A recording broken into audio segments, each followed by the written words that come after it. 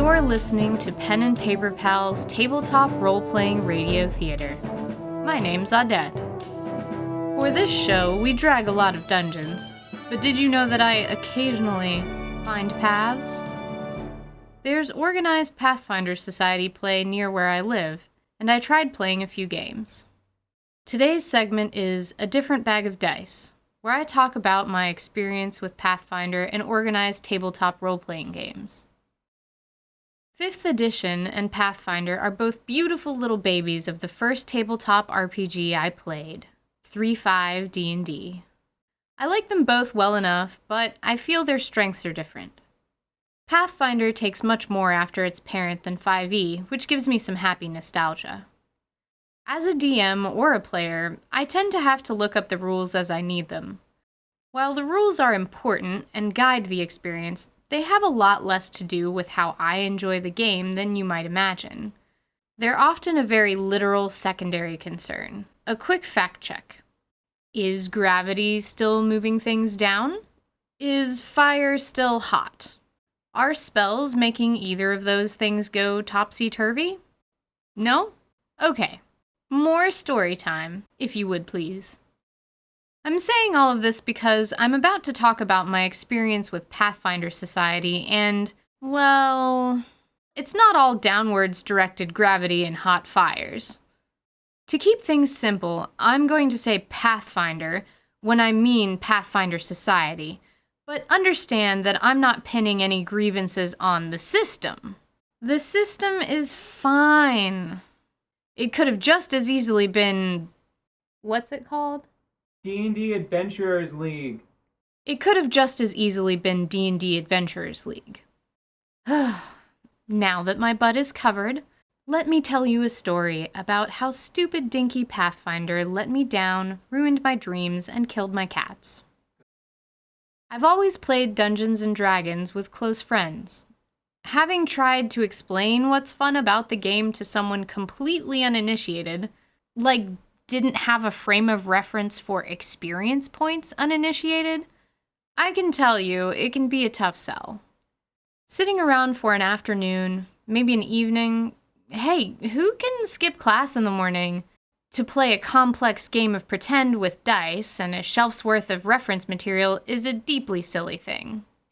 Close friends that already know what they need to know, though, they're a joy to play with. They're probably the only people worth playing with, right? Even if someone else knows the game, they don't know you. What if they're unexpectedly not down for some specific, deeply silly thing? What if you want to go left and they want to go right? Coffee or tea, frogs or toads? How does anyone figure it out over the course of an evening, afternoon, night of gaming? They don't. So it's probably not worth trying. Or so I thought. One bright weatherly day, I needed a hard copy of Curse of Strahd. I felt honor-bound to buy it at a brick-and-mortar store, one of the last locally owned holdouts for comics and games. I hide in my house most of the time, so I was surprised to find several fully functional persons where I went. They were friendly, ambulatory, even talkative. Several words later, they invited me to play Pathfinder on the usual night they set aside for it. I accepted, thinking that if I changed my mind or freaked out, I could just never, ever come back to this store ever again as long as I live. It's not like they sell cheese or potatoes, so it's perfectly doable, never coming back. I'm very choosy about my people, because I've been traumatized from hard time in the service industry. Seriously.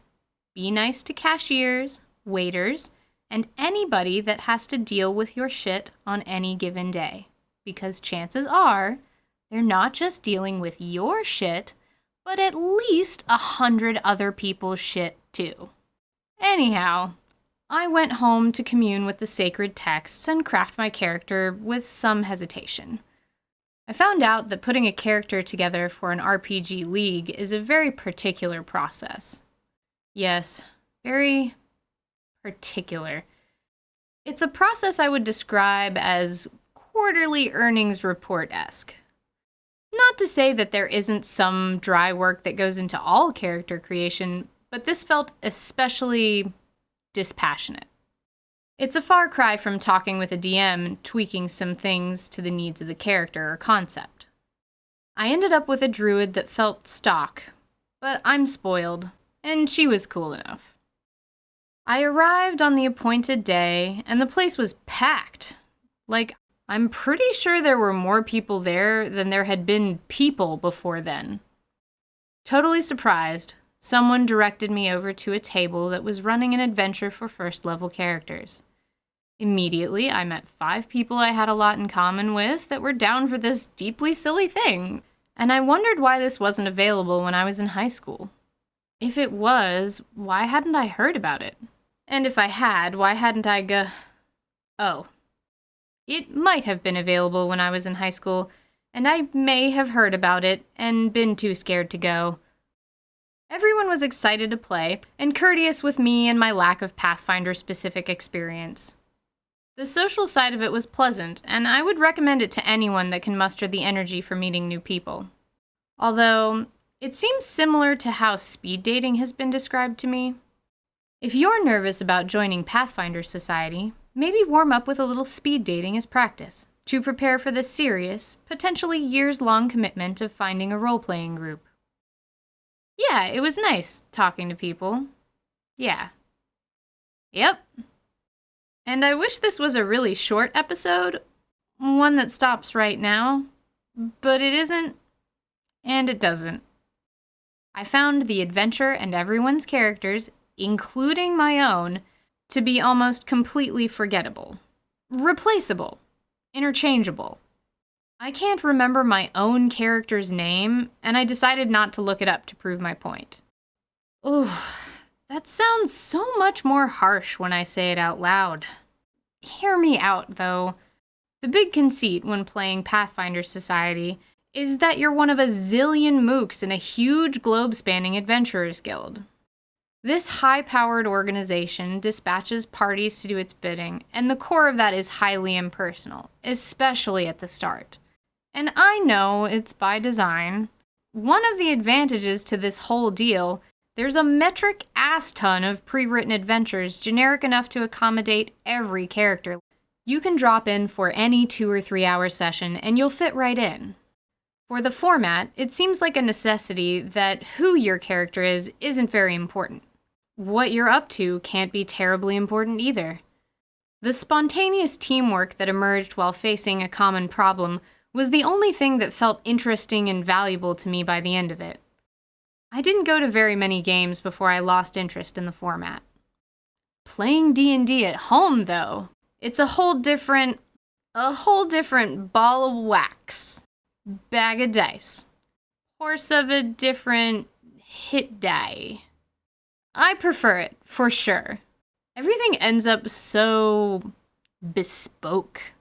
At home, I dig deeper into the world and the characters, their friendships, your friendships around the table.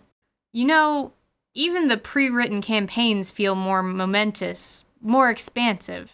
It feels like there's more room to explore the scenario, probably because the scenarios don't have to be small and tidy enough to be cleared in a few hours. I will now tell you a different tale, from all the way at what I now consider the opposite end of the spectrum of tabletop RPG experience. Once, there was a druid from Toril named Glad. Her goal in life was to travel. Glad was doing a stellar job, as she found herself in a city with interesting people and amazing sights to see. And also the city and its people and sites were on an asteroid in space. I think I might have buried the lead. Anyway, Glad was going to be in this city of spacefarers for a time, so she decided to throw the ultimate cultural exchange. A potluck. Because once you've eaten off someone else's plate, metaphorically speaking, don't be unsanitary, you're basically friends and family forever. Glad held it in a conservatory someone else in the party had acquired, and made sure everyone knew to bring a unique dish to share. She spent a few evenings touring the asteroid's capital city, and hired extravagant performers. She worked at a local farm, and the family there shared a recipe for some local cuisine.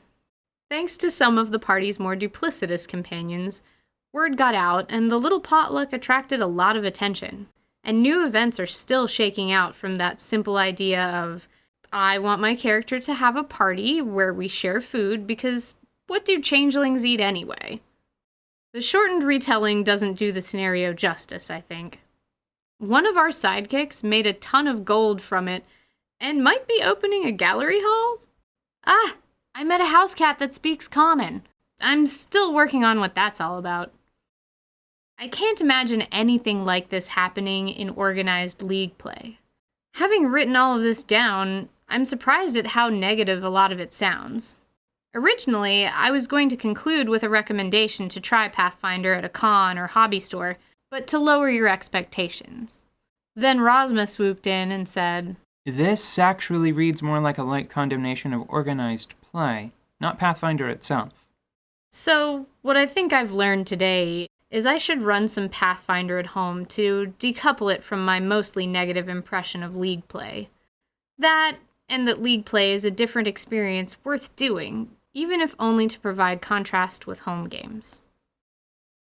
That was A Different Bag of Dice. If you have any questions, find our social media below or leave a comment. The music for our intro was composed by Walker Williams. We have links to him and his work in the description.